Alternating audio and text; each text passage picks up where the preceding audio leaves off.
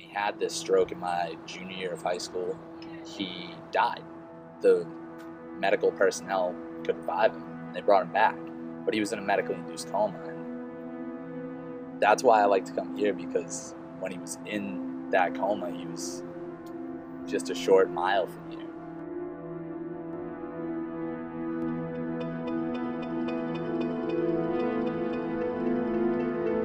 I don't want to be that brother who's standing on a stage saying that my brother's dead. I want to be able to have a good story, I guess. I want to be the guy who says, you can make it out.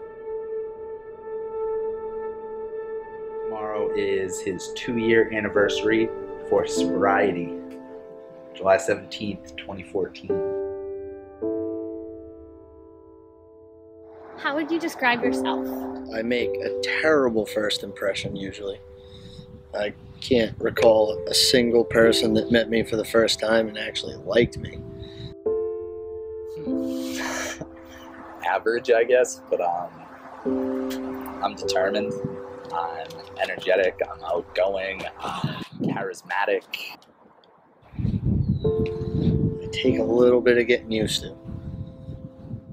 How would you describe your brother?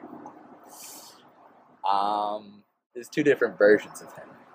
There's when he's using and when he's not using. And when he's not using, he's caring, he's energetic, he's prideful, but when he's using, he's deceitful, he's a liar, he'll give up anyone or anything. Josh shelters himself with his ego a little bit. I'd say he's more afraid of the past repeating itself in his life or his kids' lives in the future than anything. When was the first time that you did drugs? Smoking pot, probably 13. Oxycodone, 14. Cocaine, 15. Mushrooms, acid. Heroin, crystal meth, crack, 18.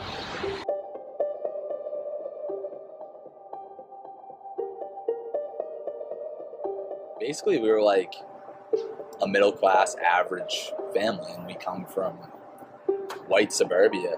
We grew up in a divorced household, split-up household. And when I was in 4th grade, that's when I realized that he was using drugs, but I didn't think anything of it because we had always been around like heavy drinkers our whole lives. My mother's a binge drinker and full-blown alcoholic, and to this day doesn't realize it. I'm a functioning alcoholic, if that's what you want to say. You're a functioning alcoholic. Yep, I'm a functioning alcoholic. People can say that. I mean, I don't really think I'm an alcoholic. But if you want to say, I can say I'm a functioning alcoholic. It got to the point in high school where I just said no more, and I haven't talked to her since 2 years ago, almost. Josh changed since all this went down with RJ. He became lecturing everybody, opinionated about everybody. But look, and he was scared. It was his brother, and I don't blame him. My brother went from a 200-pound, like, overweight but still healthy kid to about like 140 pounds with green skin, and you can see his bones. I was too smart for my own good. I thought I could outthink anything. And I couldn't even get out of my own way. Heroin really got him even worse when he went to school. I was popping a needle in my arm probably 12 to 20 times a day. I would go to class completely banged up, still manage to pass somehow. And then I would go home and just smash drugs. I got more than 3/4 of the way done. And then just life was too much. A buddy of mine killed himself. I gave him the last bag of heroin he ever did in his life. And it killed me.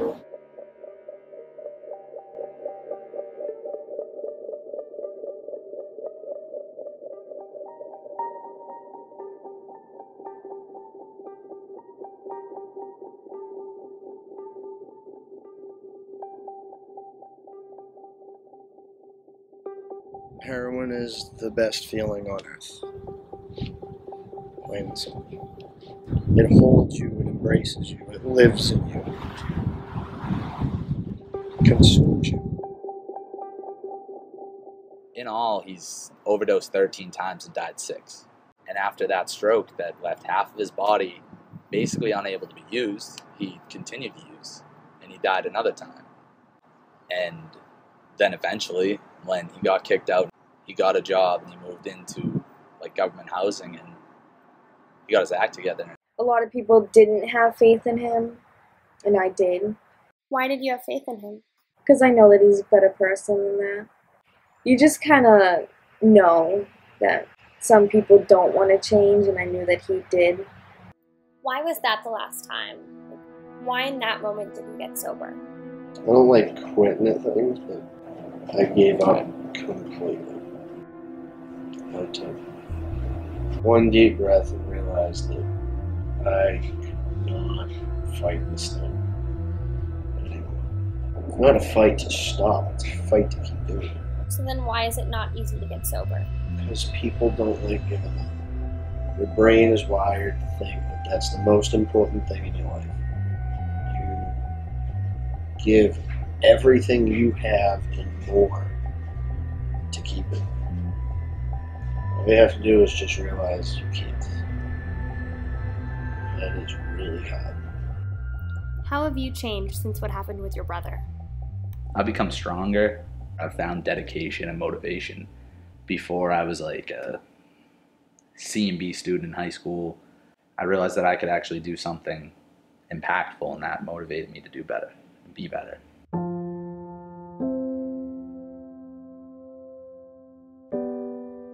I go to high schools and I talk to as many kids as I can, usually in health classes.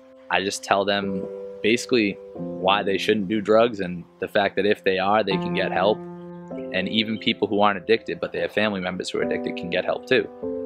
And I let them know that the whole purpose is that if I can change one of their lives, I can change a million.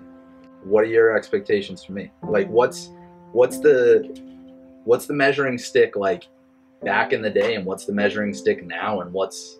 It never changes. I think there's a lot of change between where I was. Yeah, but you just being happy is the measuring stick. But what makes you happy? What makes me happy? Her. Like, just life in general at this point. I'm not sure my brain chemically can get happy anymore. Amen. But, I mean, what gives me peace? Pretty much knowing that I'm not up every day. And how do you know you're not up every day?